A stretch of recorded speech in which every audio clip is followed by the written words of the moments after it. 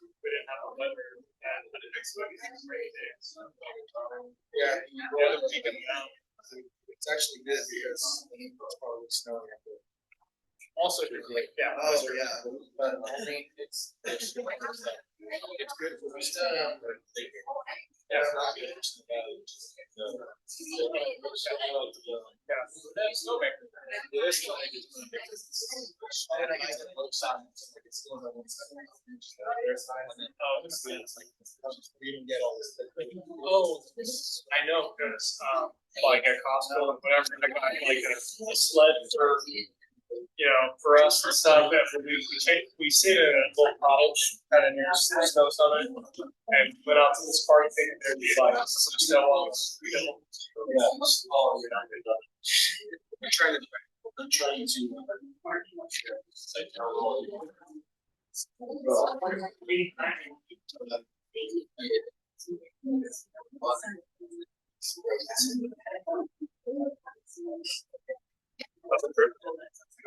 Yeah,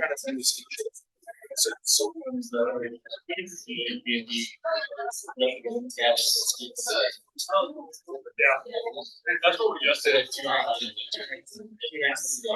Yeah.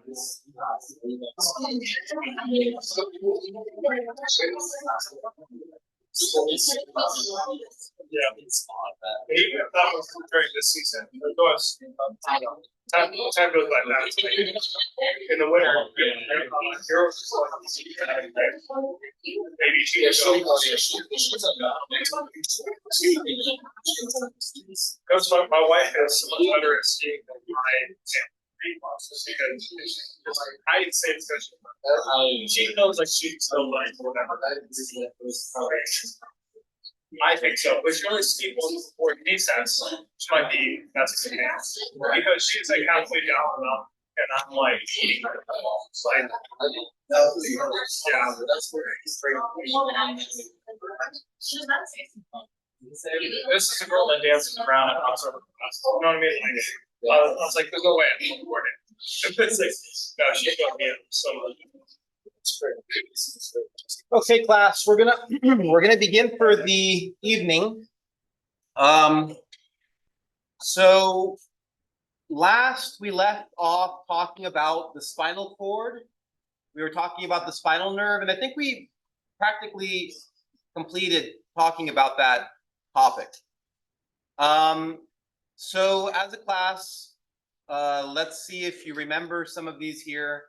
What would we call the substance here in the center of the spinal cord? Gray matter. And then around it, white matter. What would we call this branch here? Dorsal root. And then this one here? Ventral root. Very good. What about this structure labeled A? Dorsal root ganglion. What are we going to find inside this? The soma of who? Of sensory neurons. The soma of sensory neurons. I'll show you a picture of this in a little bit, just to remind you. Okay, is this pathway showing A? Is that afferent, efferent, or both? Okay, that's going to be afferent. Okay, does that mean it's sensory or mechanical, or motor, I should say? Sensory. Okay, good. What would we call the structure labeled B? Gray matter, but more specifically? Posterior gray horn. Posterior gray horn. Would this one have a different name? No, same thing, posterior gray horn. Okay, what about this one here in the front? Anterior gray horn. What about the one sticking out on the side labeled C? Lateral gray horn. Lateral gray horn. Good. Okay, and then the neurons that we'll find here, the axons belonging to the neurons here, do those signals travel afferently or efferently? Efferent. And is that going to be sensory or mechanical? Mechanical. And what did we call, or rather, I should say, at what level of the spinal cord or the vertebrae does the spinal cord actually end? L1 and 2. like around the L1, L2 level. And then what do we call that structure where it ends? Conus medullaris. Good. And we said that projecting inferiorly from the conus medullaris, we're going to find nerve roots that continue downwards to supply, the structures inferiorly. And what do we call that structure? Cauda equina. Good. And then the cauda equina is going to be attached to the underlying bony structures through connective tissue called phylum terminalis. Good. And then we talked a little bit about the ventral ramus. Do you all remember that one? We talked about that, right? The ventral ramus. I think this is a good picture to study as well. Okay, we talked about this one being the ventral ramus, and then we talked about the dorsal ramus. Okay, now for the dorsal ramus, does that contain the axons of sensory or motor or both types of neurons? Both. And then for the ventral ramus, are we going to get efferent, afferent, or mixed signals?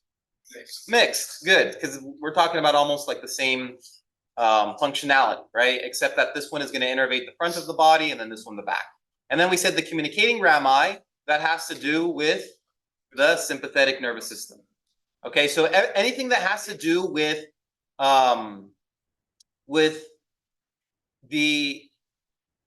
organs is going to travel through the communicating rami. So let me show you what I mean by that. If we look at this image here, let me make it larger. So if we look at this image here, you'll notice that we're dealing with the anterior gray horn, and we're talking about the visceral motor nuclei and the somatic motor nuclei. Okay, and as we can see here, because they're both motor neurons, they're going to travel efferently through the ventral root. Okay, they're going to pass through the spinal nerve. But again, because in the case of the visceral motor nuclei controlling viscera, it's going to travel through the rami communicantis, or the communicating rami. Okay, the same thing is true about sensory function. So as far as sensory function is concerned, it's the same idea here. Okay, sensory function from the visceral organs is also going to travel through that rami communicantis. Okay, and respectively, these signals are going to communicate with the neurons located in their respective nuclei. Okay, so be sure that you study that and continue with that topic there. Very good. We're going to move on here. Okay, we're going to move on to the next topic of dermatomes. Okay.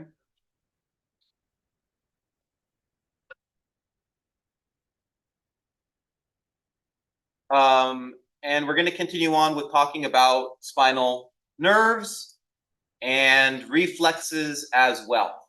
So you've all done the lab by now, and hopefully you've completed the first lab, which was the 2-point touch, and then it was also about the dermatome. So let's define what these dermatomes are. So, the textbook definition of a dermatome is going to be a specific bilateral region of the skin surface that's monitored by a single pair of spinal nerves. But what does that really mean? Okay, let me show you this map here. Okay, and I want you to bring your attention to the different regions that are going to be colored in different shades of different colors. And you'll notice that these different regions are also marked with a letter and a number next to it. Okay, that letter and number next to it is representing the spinal nerve, and the color is representing the area or the region upon the body in which that spinal nerve supplies. Okay, so if we'll bring our attention, for example, to C5. Okay, so the cervical nerve, the cervical nerve C5 would be responsible essentially from branching out, how we learn from either the ventral or the dorsal rami, and eventually dividing and branching and dividing and branching to become the different nerves of your arm.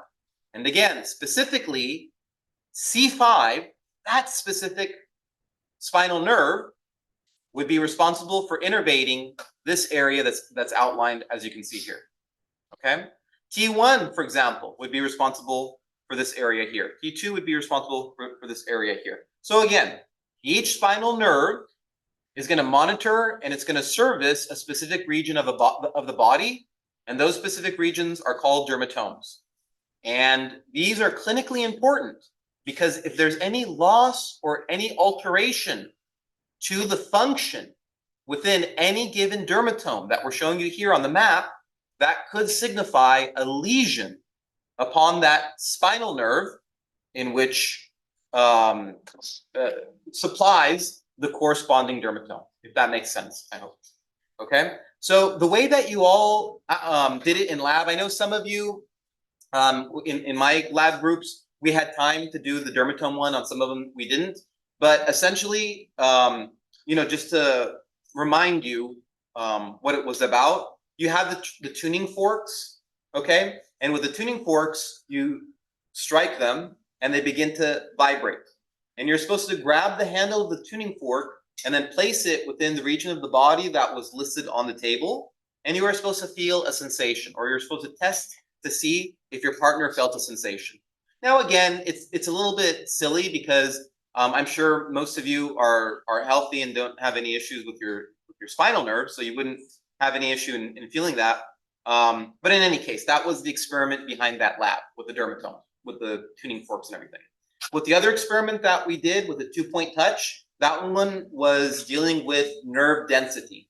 And we were just basically showing you how in areas where we have a higher concentration or a higher density of nerves, those specific regions are going to be more fine, okay, in their ability to differentiate in touch. So what you were supposed to learn really from that one within the two extremes is that the tip of your finger would probably be the most sensitive and therefore would have the highest density of nerves that are monitoring that small area versus an area like your back, who would have maybe just a few neurons that are monitoring a larger area, so that the back would have a more difficult time in differentiating between 2 points versus the fingertip. Okay, that was the idea of the other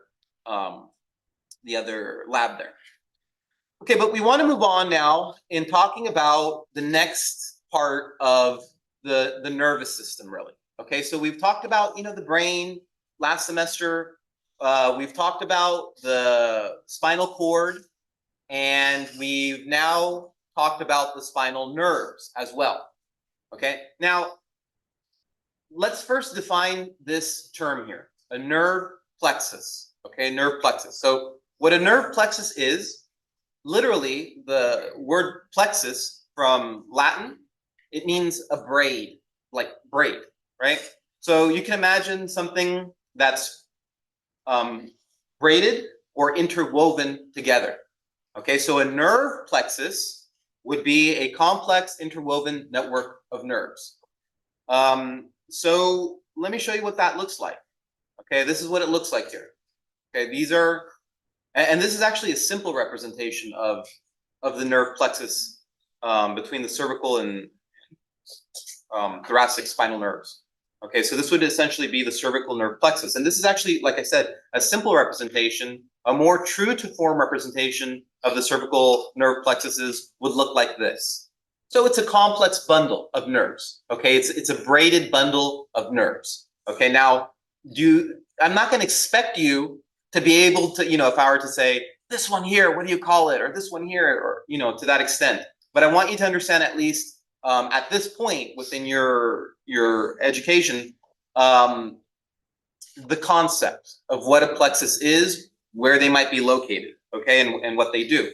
So let's go back here and expand on this idea of nerve plexuses.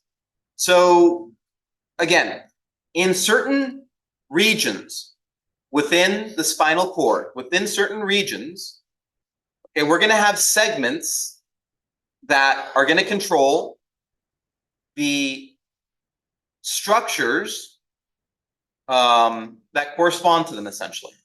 Okay, so what I mean by this is that for example, in the neck, in the upper limbs, in the lumbar area, we're going to have these structures where essentially we go back to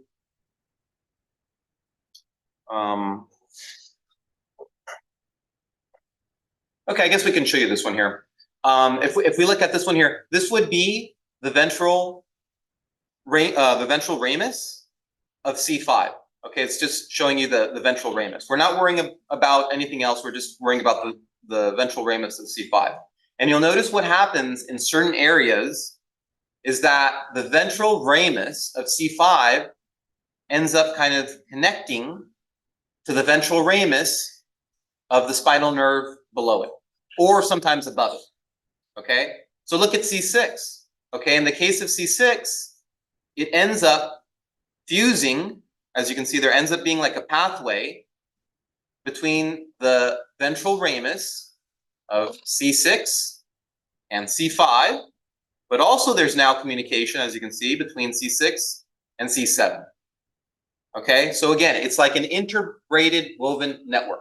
I'm not going to expect you to really name, if I were to tell you, what do you call this section, or what do you call this section, or this section of it? Okay, again, you don't need to freak out as far as that's concerned. Okay, but what I do want you to understand at this point is that in certain spinal segments of the spinal cord, okay, we said that the skeletal muscles and like the skin and the certain areas that we have within these areas are going to have these complex networks of nerves, and these networks of nerves are formed by the ventral rami of adjacent spinal nerves that end up combining and mixing their fibers. And again, it gives rise to this complex network of nerve trunks that we call a nerve plexus. Okay. Now, if you're wondering why this occurs, this actually occurs due to an artifact of embryonic development or embryologic development.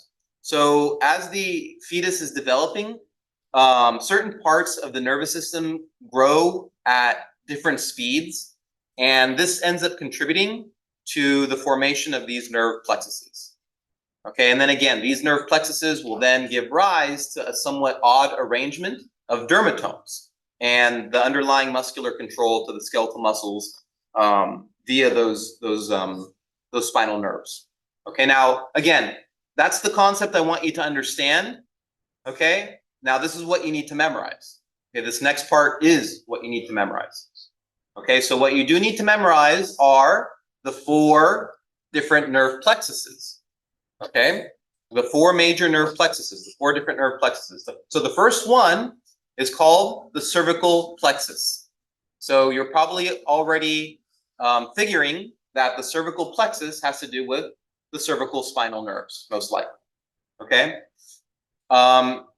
so I'm going to give it to you here that the cervical plexus, the cervical, or rather I should say the spinal nerves that contribute to the cervical plexus is going to be C1 to C5. You also need to memorize that, okay, or learn that, C1 through C5. And then again, I don't know why the computer does this sometimes where it messes up what I'm writing, but again, it's C1 through C5. Hopefully it doesn't do it. C1 through C5, okay, well, did it again. C1 through C5, okay? Okay, so what about the next area?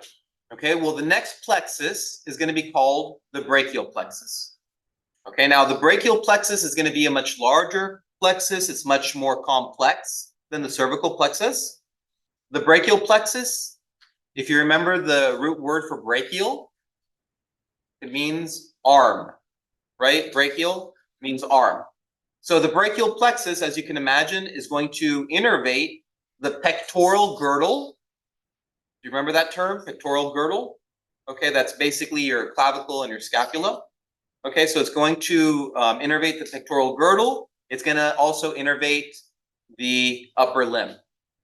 Okay, the brachial plexus. So you also need to learn that the brachial plexus, it involves the nerve roots of C5 all the way to T1.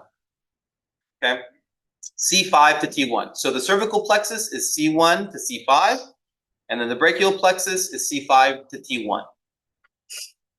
Okay, then we're going to go over to this next group that are called the lumbar plexus. Okay, and as you can imagine it, the lumbar plexus we're going to find mostly in that lumbar region. Okay, the lumbar plexus is going to involve the nerve roots T12 to L4. T12 to L4. Okay, there's another slide here where it'll be written better because it's like messing up pretty bad, but for right now, T12, we said through L4 for the lumbar plexus. Okay. And again, the lumbar plexus along with the sacral plexus, these two plexus, these are going to end up kind of combining with one another, and they're going to form what we sometimes consider like just one larger plexus called the lumbosacral plexus.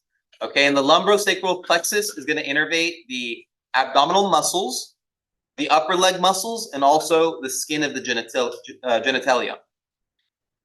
So we said lumbar plexus, T12 through L4. The sacral plexus is going to be L4 to S4. Okay, L4 to S4. Okay. So let's go ahead and view that information once again. Okay, so this is the whole spinal cord. Okay, and I'm showing you where the different plexuses are. Okay, you're looking at all the different plexuses in their regions. So the first set that we talked about was the cervical nerve plexus. We said that the cervical nerve plexus is going to innervate the neck. It's going to innervate the upper torso. Oh, and a very important one I forgot to mention, very, very important. Make sure that you write this one down for the cervical plexus. Another thing that the cervical plexus ends up innervating is the diaphragm, which is a very, very important muscle for breathing, if you recall. We've been talking about it. Okay, so the diaphragm is innervated from the cervical plexus. Does anybody remember what the specific nerve is called that innervates the diaphragm? The phrenic nerve. Very good, the phrenic nerve. Okay, that's the one that's going to control the diaphragm. Okay, and you can see that there as a reminder. That's the so again, this is the cervical plexus, and as you can see, the phrenic nerve is like a branch that branches off from the cervical plexus. Okay? And then we talked about the brachial plexus. Okay, we said that the brachial plexus is a lot larger. Look at it on this side here. You see how it's much larger and much more complex? And we said that the brachial plexus includes C5 all the way to T1. And we said that this is going to innervate the pectoral girdle along with the upper limb. So you can see that the brachial plexus ends up branching and branching and branching to become the different nerves of your upper arm, right? Of your upper limbs.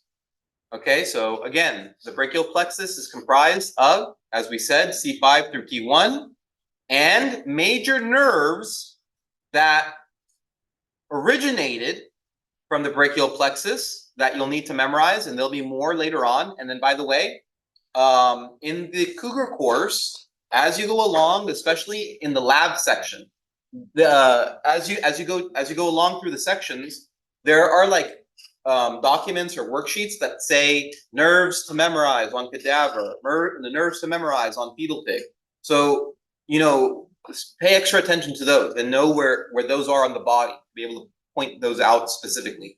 And that's what I'm trying to help you to do here. Okay, once again, so we're saying that from the brachial plexus, eventually these are going to branch off, and then the important ones that you'll need to learn through this semester, among others, are going to include the radial and the ulnar nerves. Okay, the radial and the ulnar nerves. You'll definitely need to be able to find and master that one. Okay, and then just another quick little note here. Don't get tricked on the exam and thinking that there's a thoracic plexus. There's no thoracic plexus, as you can see. Okay, rather there's a brachial plexus that's going to innervate, like we said, the pectoral girdle along with the upper limb. And then, as you can see, afterwards, after T1, all the way down to T11, so basically T2, all the way to T11, there's no plexuses. And instead of these plexuses, what we get are these long nerve extensions, which end up being found in between the ribs. Okay, so we're not going to find plexuses in the really in the thoracic region. Okay, and then for the lumbar plexus that we talked about, we said that the lumbar plexus involved T12 all the way to L4. Okay, and then for the sacral plexus, we said it was L4 to S4. And we said when we combine the two, we call that the lumbosacral plexus. And the lumbosacral plexus is going to be responsible for innervating the upper leg muscles. And we also mentioned the muscles of the abdomen and also the skin of the external genitalia.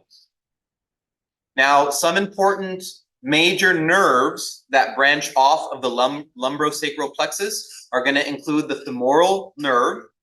Okay, another important one will be the genitofemoral nerve. Another important one clinically, especially for kinesiologists, this one might sound familiar, is the sciatic nerve. Okay, that might sound familiar because there's a condition known as sciatica. Okay, this is a result from compression of the sciatic nerve, usually by a distorted lumbar intervertebral disc. Okay, in simple terms, we're talking about a slipped disc. It ends up pinching the sciatic nerve, and that pinched sciatic nerve ends up causing a burning, painful pinching sensation towards the posterior lateral hip. The pudendal nerve is another major nerve root here. Okay, that one is going to control the anal and urethral sphincters. And also the pudendal plays a role in innervating the skin of the genitalia. All right, so those are nerve plexuses, and now I've introduced you to nerves, okay, which are essentially the branches of some of these plexuses.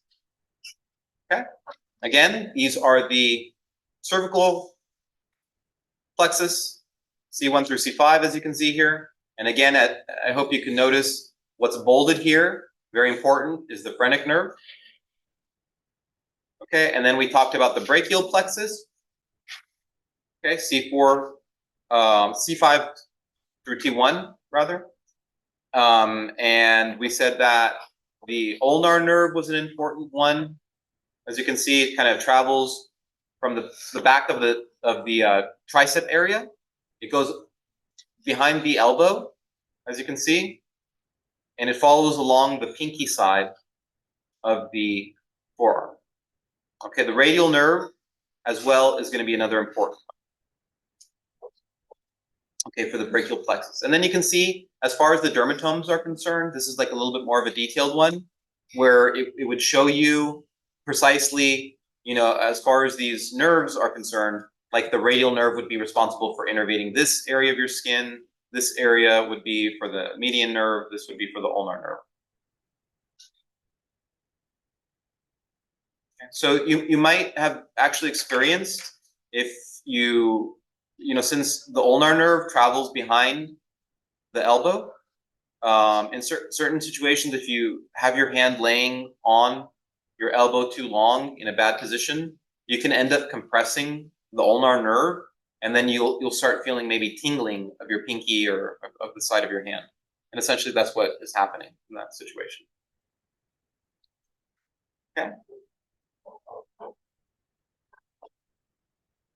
Again, this is another image of the brachial nerve plexus, more zoomed in.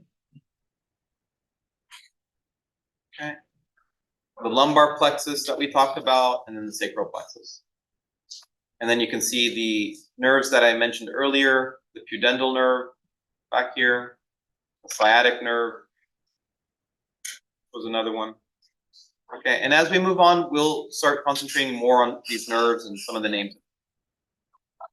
Any questions so far?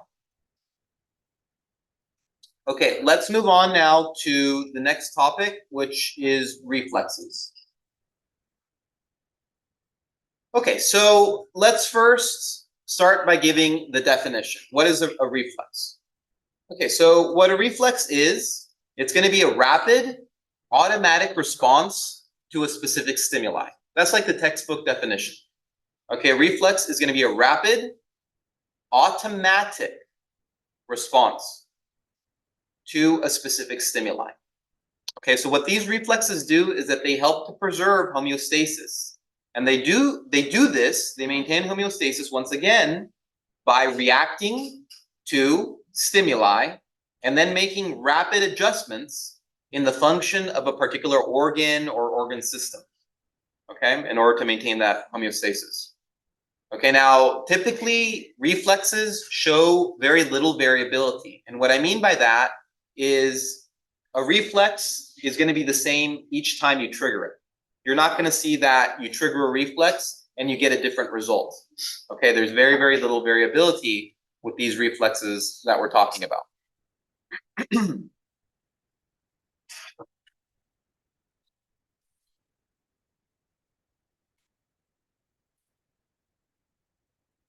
So this process of a reflex, the overall process, is called a reflex arc.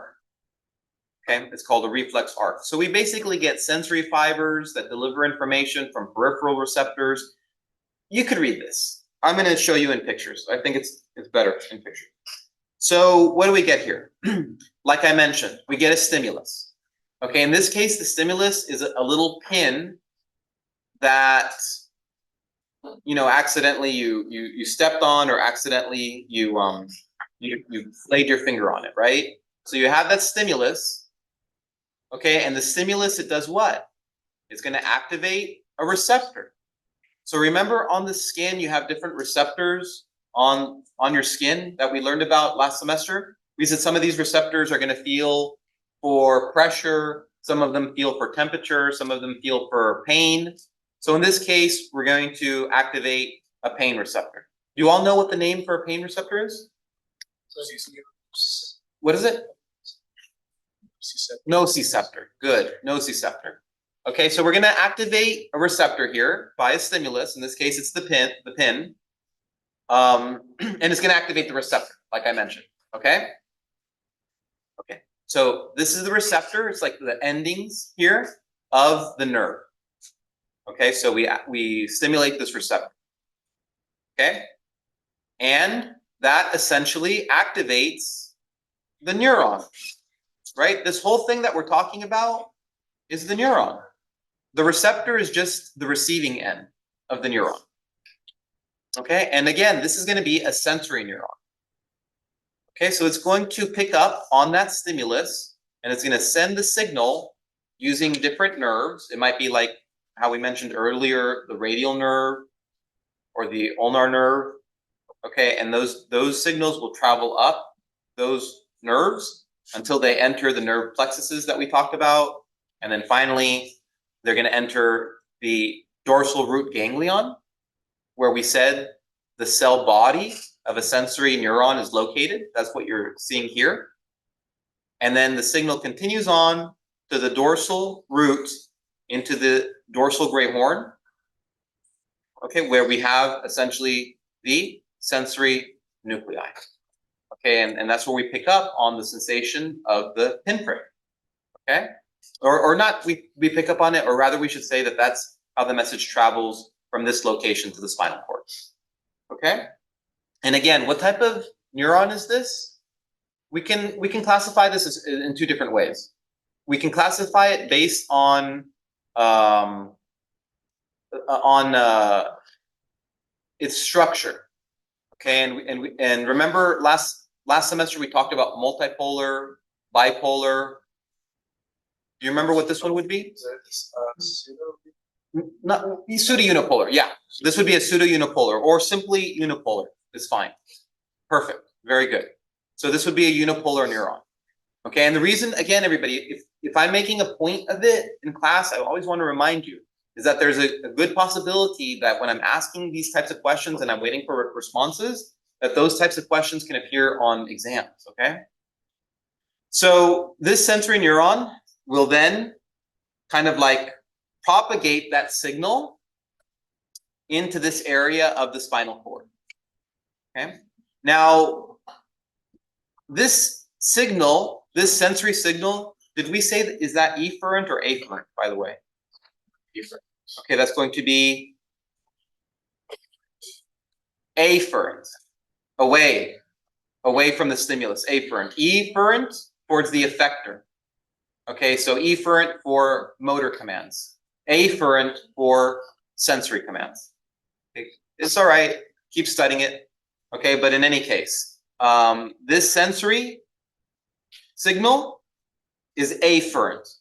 Okay, that's an afferent signal. Okay, and then here within the spinal cord, something is going to happen.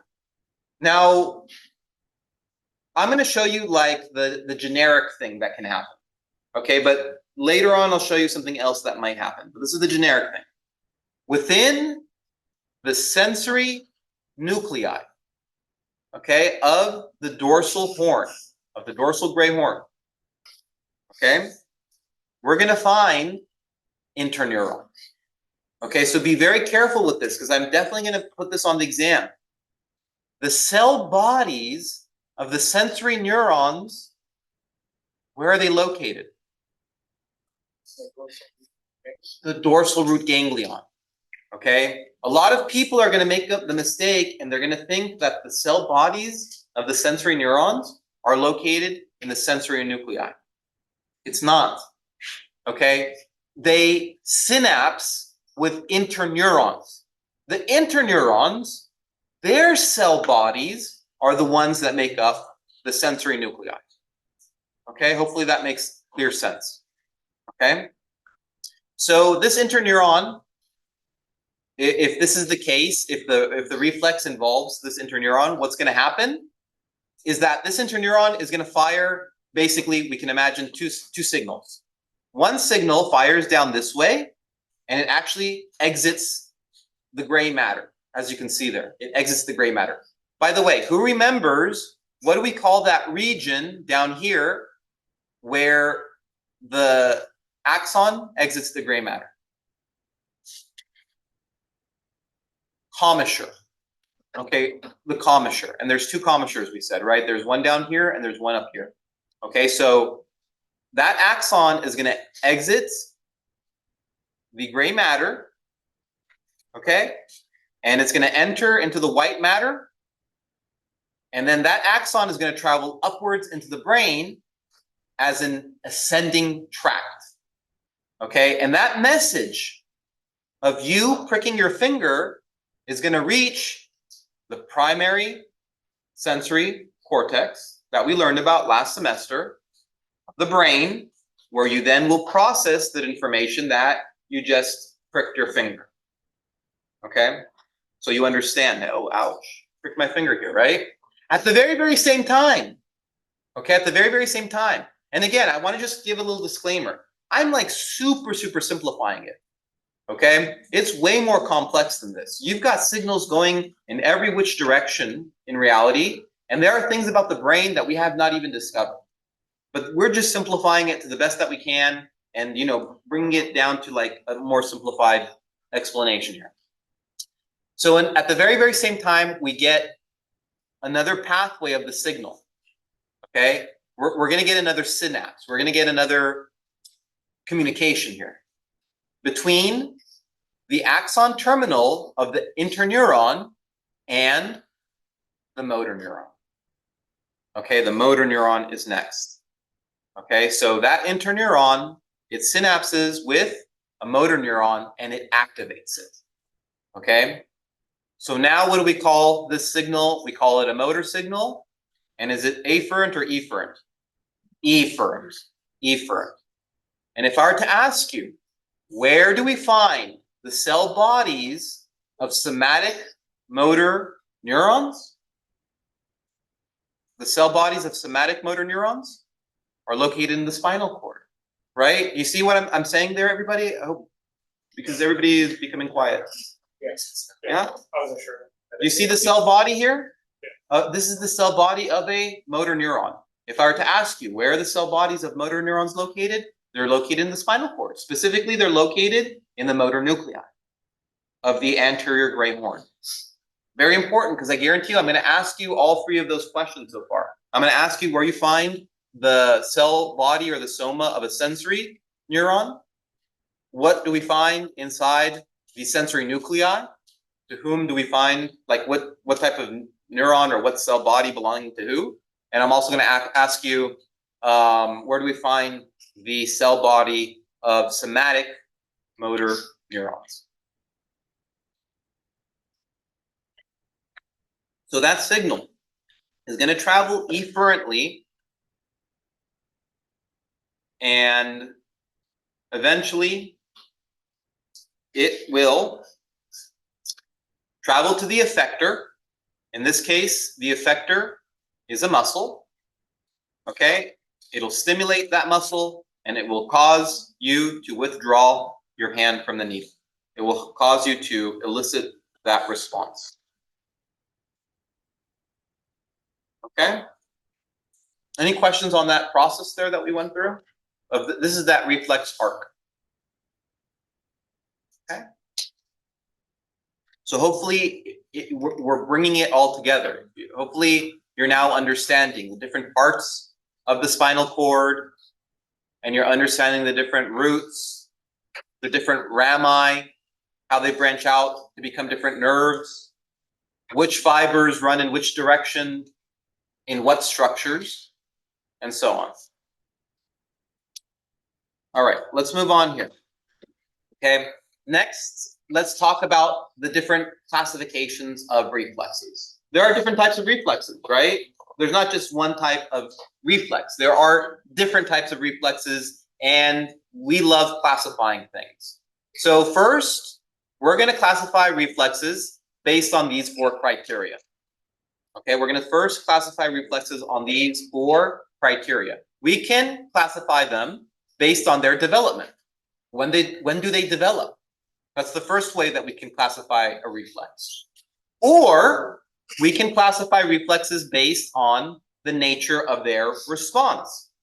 Okay, does the reflex cause a change in your organs, or does the reflex cause a response in your muscles? Okay, that's the nature of the response. What about the complexity of the circuit?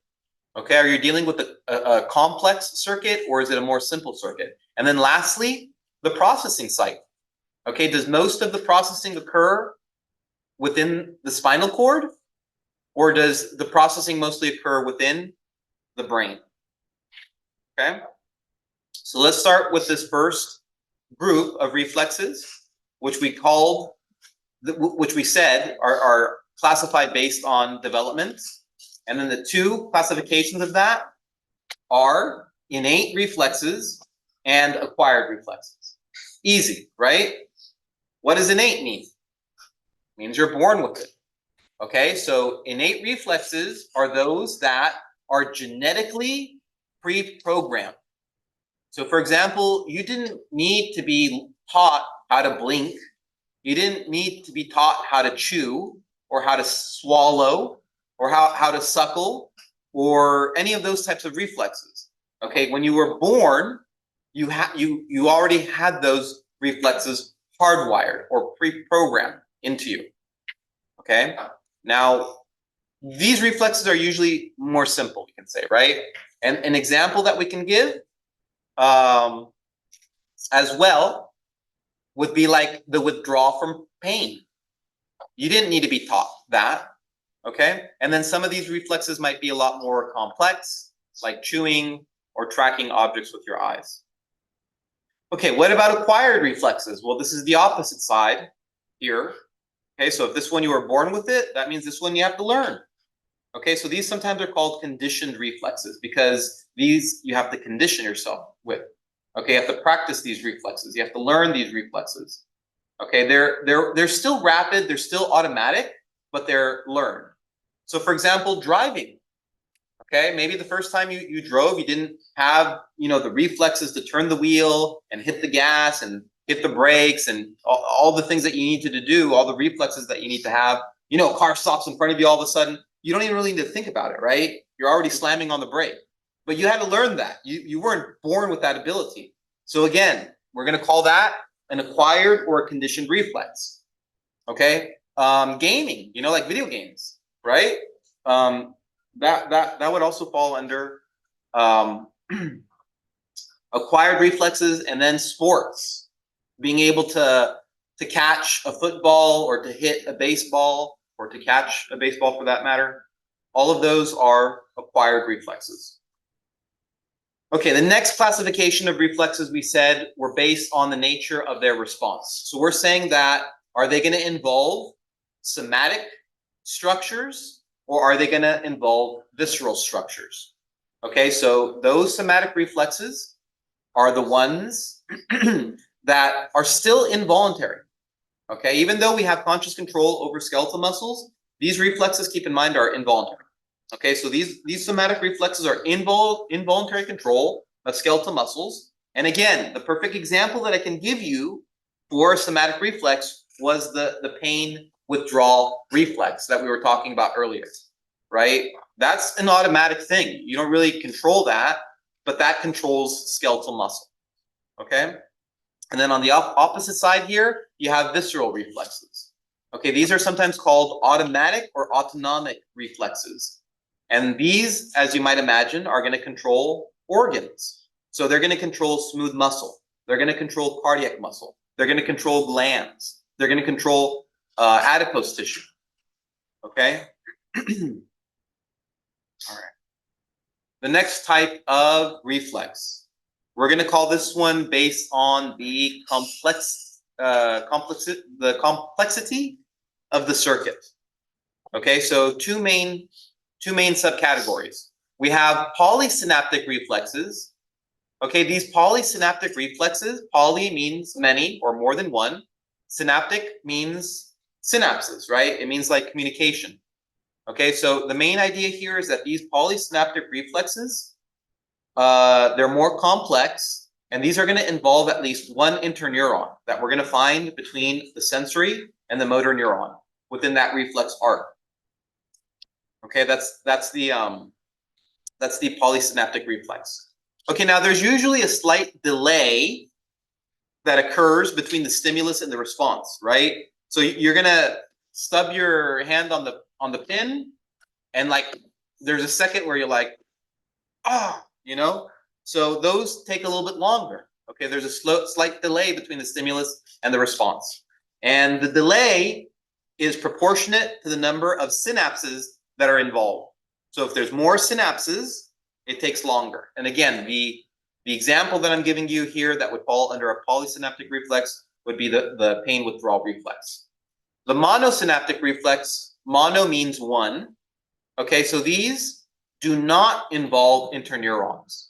Okay, there is no interneuron between the sensory and the motor neuron. These are very simple reflex arcs. Okay. So these here are very quick and they're very simple reflexes. Okay, and once again, they don't involve too much of the brain, really. So one way that you can kind of think about this to help you memorize it is, remember with the polysynaptic reflexes, because they involve an interneuron, that signal is going to be sent up to the brain, right? And then after that, you're going to withdraw your hand, like we said, through that reflex arc, okay? A lot of these reflexes that belong to the polysynaptic, a lot of these, like when you're asked, oh, is this a polysynaptic or is this a monosynaptic? A lot of the polysynaptic reflexes, you need to be awake and conscious for. Okay, so for example, you need to be awake and conscious that if I were to put your hand on a hot stove, that you would react to it. But if I were to put you under an anesthetic and you are knocked out, if I put your hand on a hot stove, you wouldn't have that reflex, right? Or the same thing if I were to throw a ball at you, okay? You need to be conscious and awake. That most likely will be a polysynaptic reflex, Okay, what about the patellar knee jerk reflex? Hopefully you all have at least started, if not have completed, Sarika's exercise 16, which involves what we're talking about now.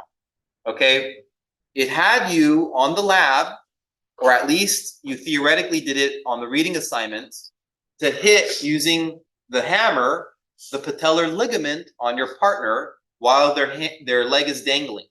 And what ends up happening when you hit that ligament is it causes a reflex arc to occur, and it causes the knee to kick upwards, right? So that would be a type of monosynaptic reflex. It's a very simple reflex, and it doesn't involve an interneuron.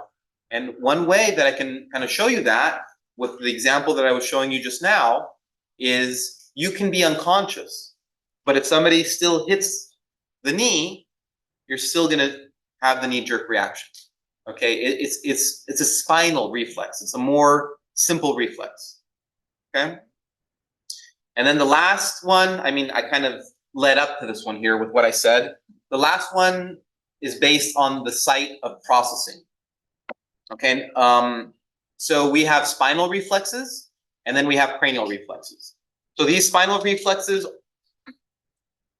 they're classified because the important processing, the major important processing, occurs within the spinal cord. Don't think, however, that the brain is not involved whatsoever. The brain is still involved, but we're saying that with spinal reflexes, most of the processing takes place within the spinal cord. Okay, and the example that I gave you in this one was the patellar knee jerk reaction. And then for the cranial reflex, the important processing center occurs within the brain. So for example, the blink reflex, okay, that doesn't happen within the spinal cord. That reflex occurs between the nerve fibers of the eye and the brain, which controls, remember we talked about the cranial nerves and all that control the eye and the blink reflex. So those don't involve the spinal cord, right? So that's why we call those cranial reflexes. And then again, based on these classifications, I don't want you to also be confused in thinking that all reflexes have to neatly fit into only one category. These classifications are not mutually exclusive. So reflex can be both monosynaptic and a spinal reflex, right? They can fit more than one category. So I might, on a quiz or on an exam, test you on your knowledge about the different reflexes and the respective categories or classifications that they would fall under. Any questions so far?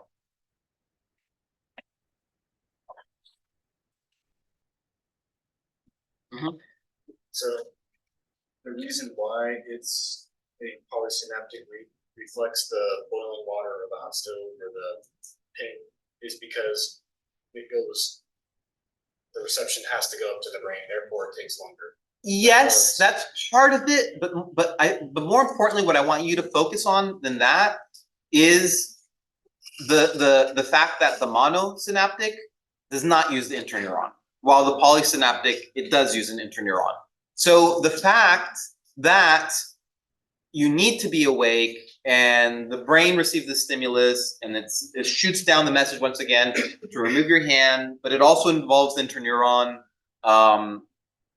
You know, like I said, it's somewhat complex, but in this case, because we're dealing with that interneuron that's also sending the signal to the brain, the key thing is interneuron, we call it polysynaptic.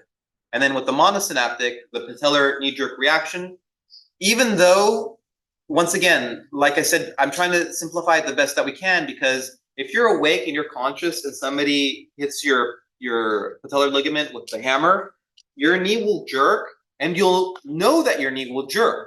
So we know that there still is communication between the brain and the leg, but we're just saying that that particular reflex arc that we're saying between the patellar ligament and the end result of kicking the knee, in that simplest way of classifying it, that reflex arc doesn't use a interneuron. And again, the way I said that is like an easy way to kind of figure out which one is which, is thinking that the polysynaptic reflexes you need to be awake for to receive the reflex, and then typically the monosynaptic whether you're awake or you're asleep, you're still gonna have that result. So if you're unconscious, you know, a paramedic will come and usually try to perform some type of monosynaptic reflex, not a polysynaptic most likely. They're not gonna throw a football and say, hey, catch, let's see if you're awake, right? That's not gonna work because it's gonna involve too much of the brain, as we said.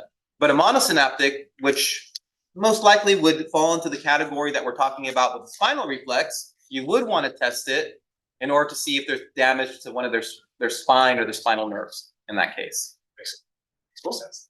Awesome. Okay, any other questions? Yeah. Would PTSD be a required reflex? That is so that is something that becomes so much more complex, the PTSD thing. I mean, absolutely, it's something that is acquired. It does become a reflex, but I mean, at the same time, it also involves higher centers of the brain, where we're talking about people who go through major depression, maybe, you know, they start to become a little bit like bipolar even based on the experiences that they have.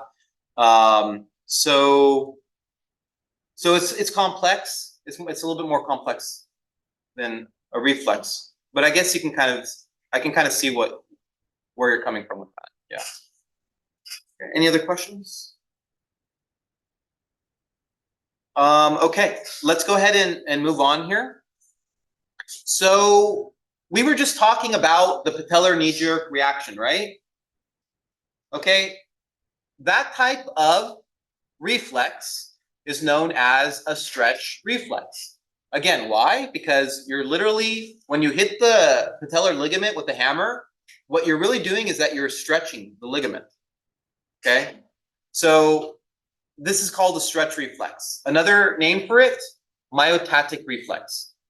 Okay, sometimes we call it a, or sometimes we say that this is a type of monosynaptic reflex, like we mentioned earlier. So when we talked about the classifications of reflexes, okay, the stretch reflex would fall under a monosynaptic type of reflex. So this automatically regulates skeletal muscle length. And again, the example that I gave you was the patellar reflex. Okay, so the stimulus would basically increase muscle length, sensory neurons, trigger immediate motor response, cause the contraction of the stretched muscle, and then you get the knee-jerk reaction. Okay, so again, the main important thing that I want you to understand, we already went through this for the most part, but the thing that I really want you to understand about the stretch reflex or the myotatic reflex is that this reflex essentially comes about through stretch, okay, through stretch of muscle length. Okay, now the example that we're giving you here, you hit the patellar ligament, okay, that causes a slight depression, okay, that kind of causes certain reactions to occur, like I mentioned. It's basically is going to stimulate a stretch receptor, okay, within the muscle, okay, that's going to send that signal once again through those pathways that we mentioned earlier. Okay, it activates the motor nuclei, and it's going to stimulate the muscle to contract. Okay, so it's almost the same thing that we were talking about with the other example of the of removing the finger from the tack, right? Very similar to that one.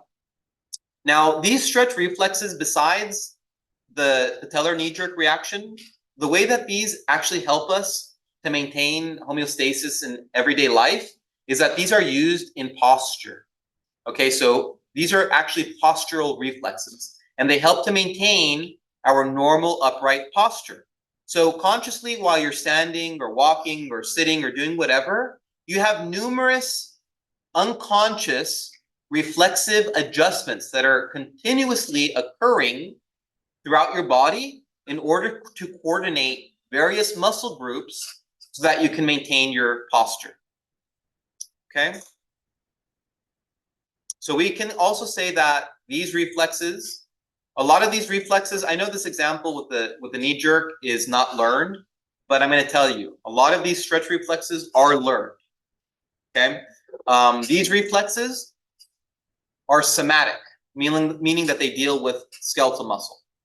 Okay, these reflexes can also sometimes fall under the monosynaptic type. Okay, and sometimes they can fall under the processing center being in the spine. Okay, but again, essentially, these are the steps for a stretch reflex.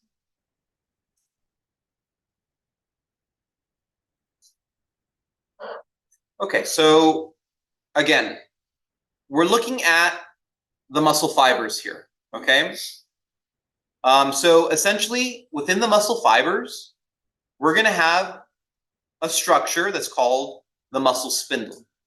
Okay, and that's what we're essentially talking about here.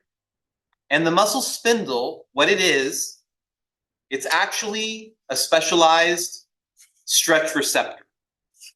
Okay, it's actually a specialized stretch receptor. Okay.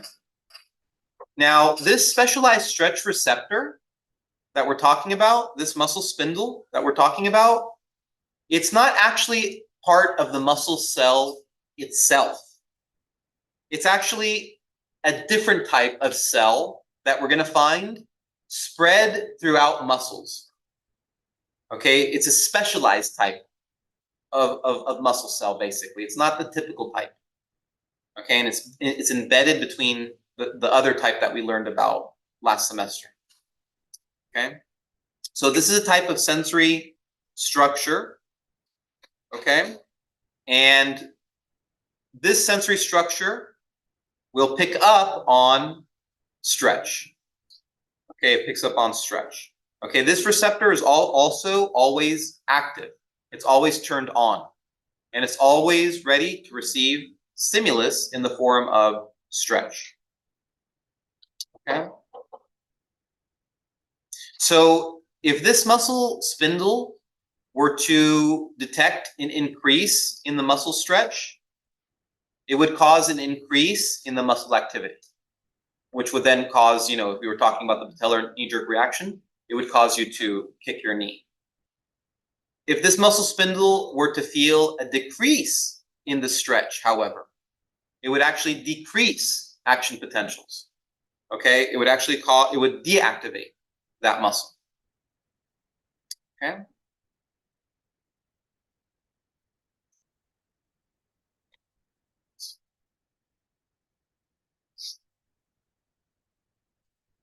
All right, so again, these muscle spindles, we said these are sensory receptors that are involved in the stretch reflex. They consist of bundles of small specialized skeletal muscle fibers called intrafusal muscle fibers. These are surrounded by larger skeletal muscle fibers that are responsible for arresting muscle tone and for contraction of the entire muscle. And then the gamma motor neuron is going to innervate each muscle spindle, control sensitivity by altering tension. Okay, so that one there is what the muscle spindles are. Yeah. It's an entirely different neuron than, let's say, the neuromuscular junction neuron is completely different. They're separate. So one innervates the actual each muscle fiber. Then you have another here in between the muscle fibers. You have those that are innervated by completely separate. Exactly. So when we were talking about the neuromuscular junction, we were talking about that being present within the actual muscle cells. But when we're talking about the muscle spindle, it's like a specialized type of muscle fiber, a specialized type of cell, which its main function is only to feel these stretches and to send that information to the central nervous system in order to make adjustments. So the neuromuscular junction was more of like the receiving end, where we're dealing with motor rather than sensory. This is more sensory. All right, so that, as we said, was a stretch reflex. Okay, stretch reflex. Okay.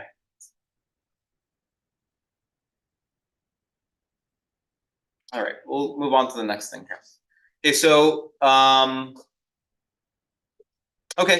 this again is the same thing that we were just mentioning now, postural reflexes. This is a type of stretch reflex, helps us to maintain posture. Yep, we already talked about that. Okay, the next type of reflex, okay, besides the stretch reflex, the other one is called a withdrawal reflex. Okay, this is the other very, very important type of reflex. It's called withdrawal reflex. So what this reflex does, it's going to move the affected body part away from a stimulus. So you're probably already figuring by now that this is the one that when you put your hand on the needle, this is the withdrawal reflex that we were talking about. Okay, so again, the main thing about this one is that it's going to move the affected body part away from the stimulus. So the most powerful, the strongest withdrawal reflexes are going to be triggered by painful stimuli. And the more painful the stimuli, typically the more powerful the response. Okay. Sometimes initiated by stimulus from touch receptors. Okay, I think that's fine. Move on here.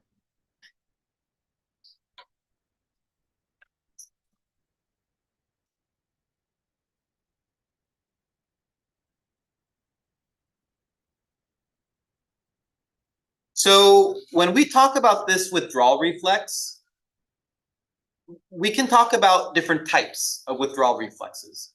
Okay, and that's the next thing that I'm gonna talk about here. Okay, the different types of withdrawal reflexes. So the main two types of withdrawal reflexes, we call these flexor reflexes, and then the other one we call crossed extensor reflexes. Okay, so let's start with the flexor reflex. Okay, so the flexor reflex, this one here is one type of withdrawal reflex. It's going to affect the muscles of the limb. And basically, when we talk about this type of reflex, we're saying that wherever we got the stimulus, that same side that received the stimulus is going to receive the activation. Okay? Typically, we're going to get some type of flexion. That's an easy way to kind of think about it, right? So this is what I mean by that. Okay, this would be the type that we're talking about as a flexor reflex. Okay, so you get the painful stimulus, like I'm showing you here. Okay, so you have a painful stimulus in the hand. That painful stimulus is going to activate certain receptors on your skin. Again, we said that the ones that detect pain are called nociceptors. Okay, and those neurons are going to send that afferent signal away from the stimulus through that sensory neuron until it reaches that dorsal root ganglion. It passes through the dorsal root and it activates, like we said, the sensory nuclei of the posterior gray horn. Okay, it will then synapse with an interneuron. Some of that information travels through ascending tracts via the white matter until it reaches the brain. We then realize that we burnt ourselves. Okay, but at the very, very same time, what we also get is we get a synapse between the interneuron and the motor neuron, which then is going to send the efferent signal to the effector. Okay, that effector, in this case, is this muscle group. And then again, we're going to get flexion of this muscle group from the same side that the stimulus had occurred. Okay, so the same arm where the stimulus occurred is going to activate that same side. So you can see the way it kind of travels is just on one side. It doesn't cross at all over to the other side. Okay, it stays on one side. That's the main thing I want you to kind of understand here. Okay, it stays on one side. Okay, the term that we give for that is ipsilateral. Okay, so this would be an ipsilateral reflex arc. Okay.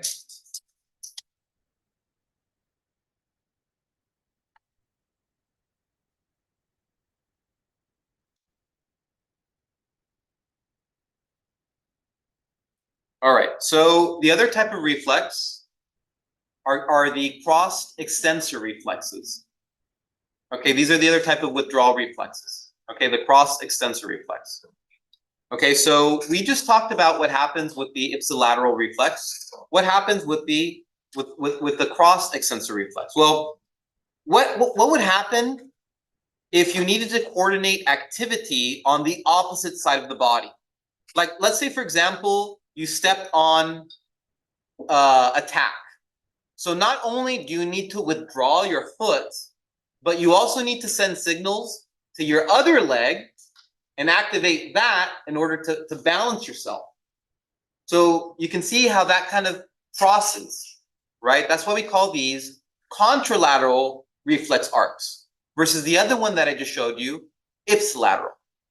Okay, so the ipsilateral reflex arcs, the stretch reflex, and the withdrawal reflexes that involve only one side are called ipsilateral reflex arcs.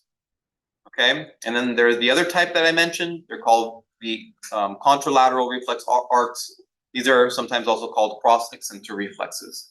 Okay, and these are going to involve an additional motor response that occurs on the opposite side of the stimulus. Okay, so the example that I gave once again was stepping on a tack. Okay, so you step on a tack, the flexor reflex is going to pull the affected foot away from the ground.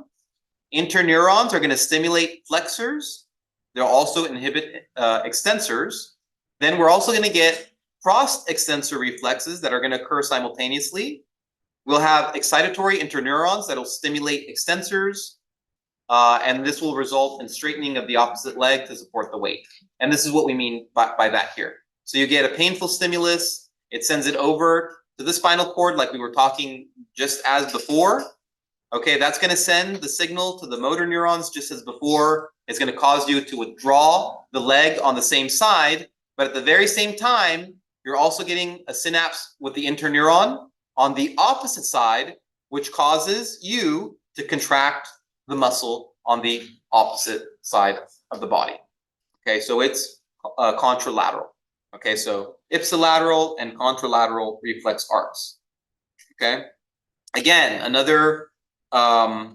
Okay, I think that's good. All right, so the example of the tap. Okay, so the main idea here is that the pain withdrawal reflex in this case would cause you to pull your foot or your leg back, but your contralateral reflex arc would ensure that you stimulate the muscles on the opposite side of your body to shift the balance back to the other leg, so that way you don't fall over, and at the same time you're withdrawing your leg from the tack. Okay, so there are also some clinical uses of reflexes. Okay, so there is the bicep reflex, where essentially you're going to strike the tendon of the bicep with the hammer, and it's going to cause a reflex as well. There's the triceps reflex, okay, and then there's the ankle knee jerk reflex as well. Okay, so these are all examples of different types of reflexes, and these all correspond to the corresponding dermatome segments. Okay, another important one is called Babinski's test. Okay, Babinski's sign or Babinski's test is considered a plantar test. Okay, and basically this is done on infants. And what happens is that in infants, because some nerves have not fully developed, when you stroke the bottom of an infant's lateral side of the sole, what basically happens is it's going to cause the toes to fan outwards in an infant. And that's a normal response in an infant. However, in an adult, if you were to do the same, what would happen is that you would get the opposite response. Okay, you would get the curling of the toes or plantar flexion.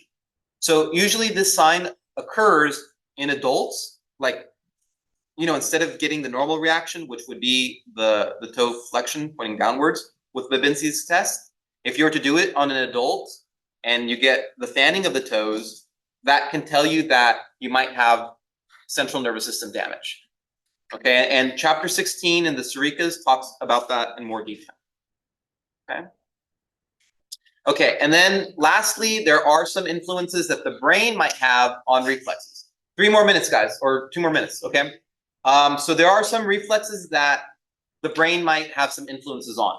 So like I mentioned earlier, although these spinal reflexes can occur without any involvement of the brain can also influence over some spinal reflexes. So, for example, the brain can inhibit some reflexes, or it can reinforce other reflexes. So, for example, the most simple example I can say, if I were to tell you, I'll give you $10,000 if you can put your hand on this hot stove for a minute, you might have that will to be able to override that reflex in inhibiting it, right?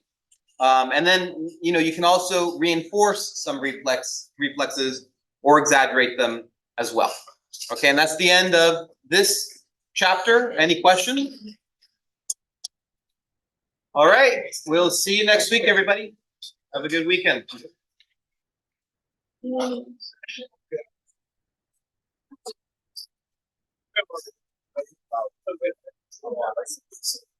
Let's that can also be like one of